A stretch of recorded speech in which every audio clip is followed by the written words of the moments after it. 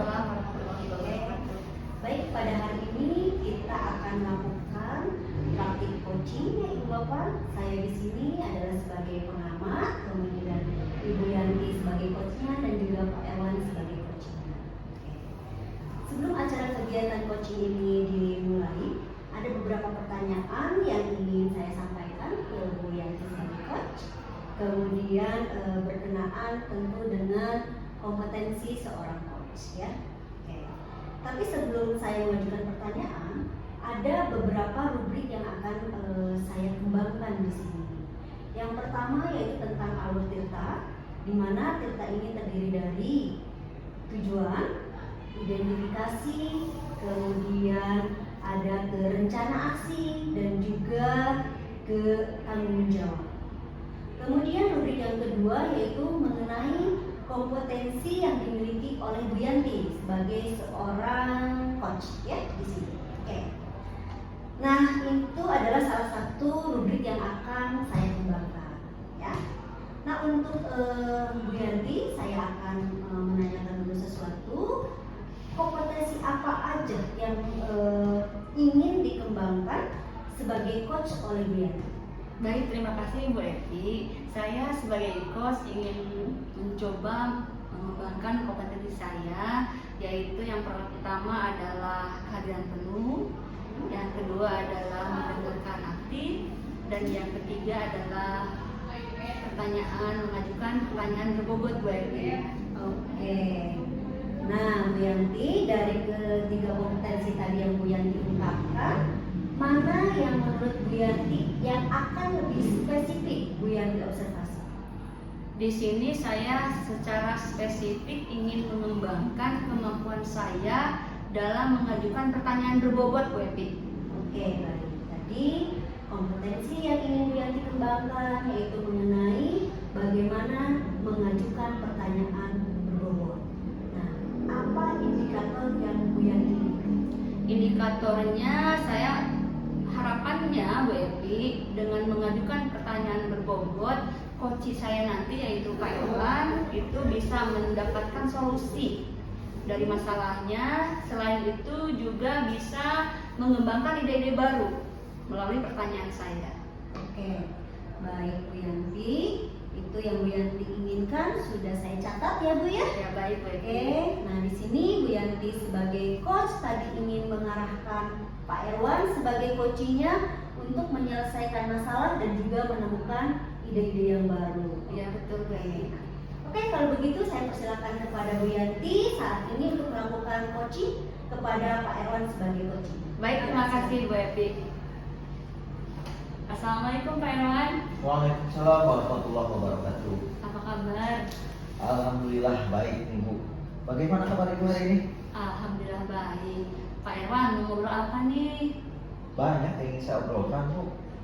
Terutama saya ada masalah nih tentang siswa saya yang tidak pernah mengikuti kegiatan olahraga pada saat pembelajaran.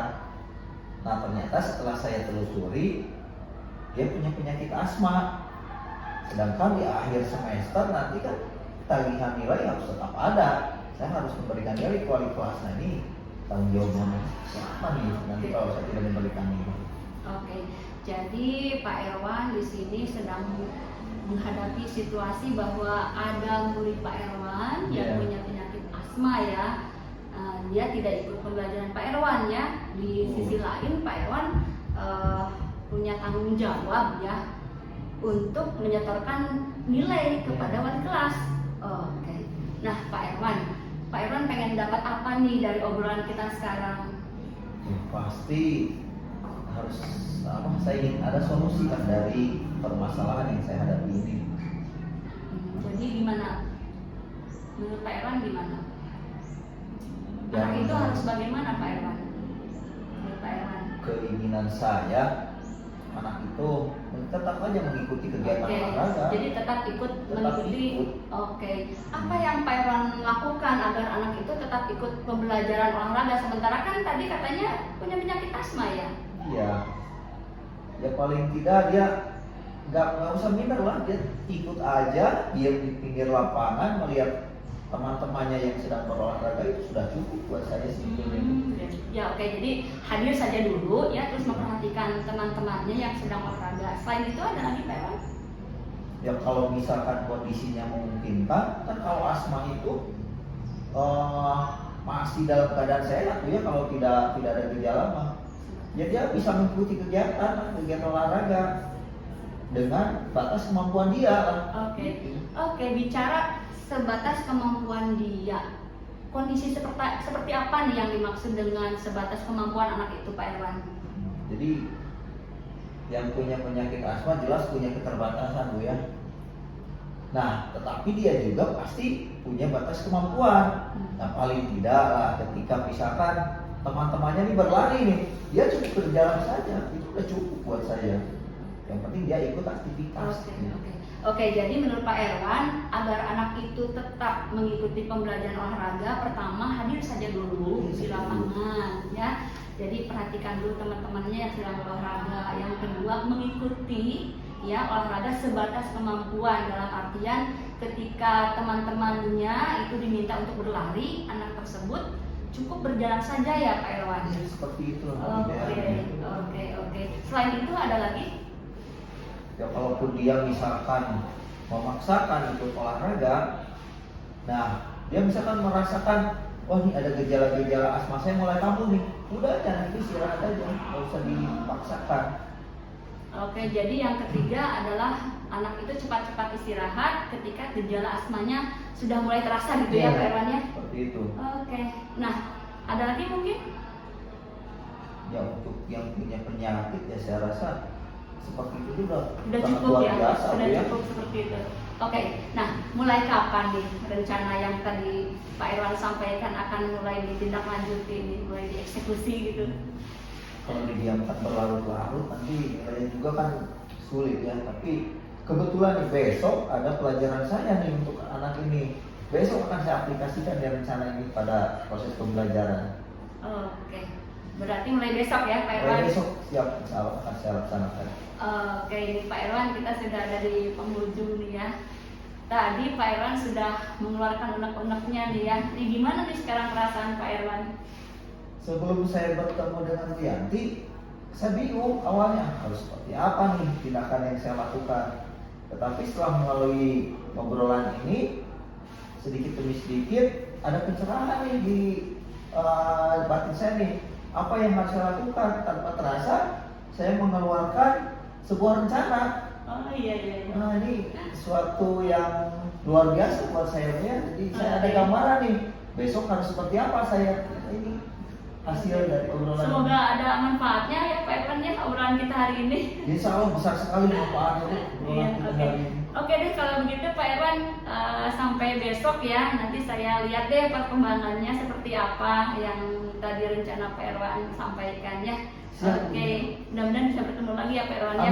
Amin. Terima kasih loh Pak Irwan atas obrolan ini. Saya juga terima kasih pada Ibu yang sudah meluangkan waktunya untuk saya berbagi dan Ibu memberikan sesuatu yang bermanfaat buat saya, Bu. Terima kasih. Oke, sama-sama Pak Irwan. Sampai besok ya. Assalamualaikum. Waalaikumsalam warahmatullahi wabarakatuh. Baik, terima kasih nih atas praktik coaching yang sudah dilakukan oleh Bu Yanti sebagai coach dan juga Pak Irwan sebagai coach ya. Jadi di sini saya mungkin akan mengevaluasi perjalanan coaching tadi ya. Menurut pengamatan saya, secara garis besar alur tirta yang sudah dilakukan oleh Bu Yanti dan Pak Irwan sudah tahu ya, itu mulai dari tujuan tadi sudah ada ya, kemudian juga identifikasi permasalahan, kemudian rencana aksi dan juga tindakan tanggung jawab yang setelah aksi tadi ada tanggung jawab yang sudah dilakukan oleh coaching atau oleh Pak Irwan gitu. Jadi untuk alur tirta semuanya sudah tercapai. Kemudian tadi di awal Ibu Yanti ingin mengembangkan ya tentang katanya mengajukan pertanyaan yang berbobot ya, betul begitu ya Bu ya? Betul ya. Nah tadi dalam coaching tadi saya sudah tampak melihat hal itu. Jadi tadi Ibu Yanti sudah melakukan bagaimana mengajukan pertanyaan berbobot, kemudian juga bagaimana cara memunculkan potensi dari coaching. Ya, oke. Nah, sekarang buat Ibu Yanti sebagai coach, apa indikator yang sudah tampak dari kompetensi yang tadi Ibu ingin kembangkan, itu mengajukan pertanyaan berbobot? Baik, terima kasih Bu Evi. Menurut saya, alhamdulillah ya, melalui pertanyaan dari saya, Pak Irwan bisa menyelesaikan atau memunculkan solusi, ya, apa yang harus dilakukan. Pak Irwan mendapatkan ide-ide baru juga melalui pertanyaan yang saya ajukan, sehingga akhirnya Pak Irwan bisa mendapatkan satu rencana ya yang nantinya akan dieksekusi. Oke, baik. Nah, tadi Ibu Yanti sudah melakukan coaching dan tentu sudah mengetahui bagaimana perasaan dari coaching saat setelah melakukan coaching. Nah, nanti mungkin akan dilakukan coaching kembali. Apa nih kira-kira kompetensi selanjutnya yang akan Ibu kembangkan saat melakukan coaching? Secara keseluruhan saya ingin lebih mengembangkan ya ketiga kompetensi coaching. Yang pertama, saya harus berlatih lagi kehadiran penuh saya, kemudian mendengarkan aktif, dan juga mungkin saya harus bisa lebih mengembangkan dalam mengajukan pertanyaan berbobot Bu Evi supaya lebih variatif gitu. Oke, baik. Terima kasih Bu Yanti. Mungkin sudah cukup ya dari saya mengamati tadi coachingnya. Nah, terima kasih untuk praktik coaching hari ini, Bu Yanti sebagai coach dan juga Pak Irwan sebagai coachingnya. Assalamualaikum warahmatullahi wabarakatuh. Waalaikumsalam warahmatullahi wabarakatuh.